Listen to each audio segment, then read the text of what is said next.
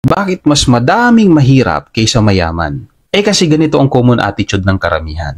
Kapag sa pamilya, kaibigan o relatives may nakitang umasenso or umangat sa buhay, ang common na maririnig mo sa kanila, "Uy, libre naman dyan. Uy, pautang naman.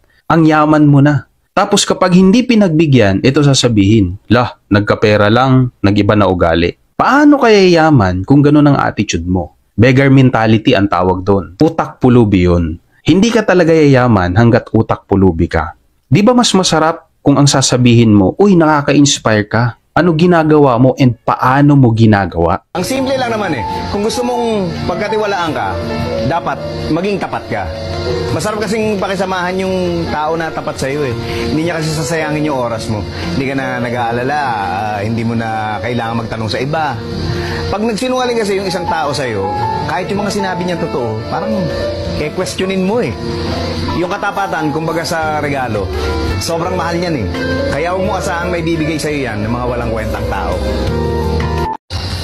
2024, bitawan mo yung mga bagay na nagpapabigat sa dibdib mo. Palayain mo yung mga tao may dahilan ng bawat pag-iyak mo. Buksan mo ang puso mo sa ibang tao. You deserve better. Tandaan mo, laging may dahilan para magpatuloy ka.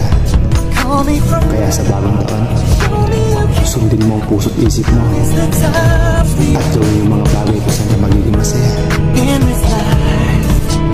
I know these are the little things that I need the most.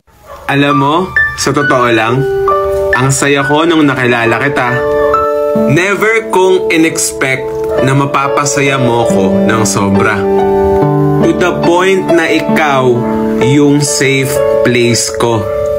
Kahit napakarami kong flaws, you still keep on embracing me. Hindi ako perpekto, pero solid ako magmahal. I just wanna say thank you for making me happy. In the middle of nowhere, you're the best person I've ever met. Bagong taon, bagong buhon, bagong simula, bagong pag-asa. Ilang beses akong nadapa sa taong ito. Sa emosyon nagpadala at muntik ng sumuko. Maraming hindi naniwala, pati sariling kumpiyansa nawala. Kailangan ko maranasan lahat yun.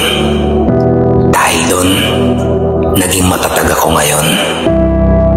Sa darating na bagong taon, sa pangarap ko lahat itutuon. Babaliwalain ang ibang opinyon. Diretso ang tingin, walang lingon-lingon. I will protect my peace. Sa nagmamalinis, lalo na sa inggit at mga marites. Sa sarili lang magfo-focus, lalabanan lahat ng unos. Sa 2023, nauna sila while I learn. Sa 2024, ako naman. 'Cause now, it's my turn.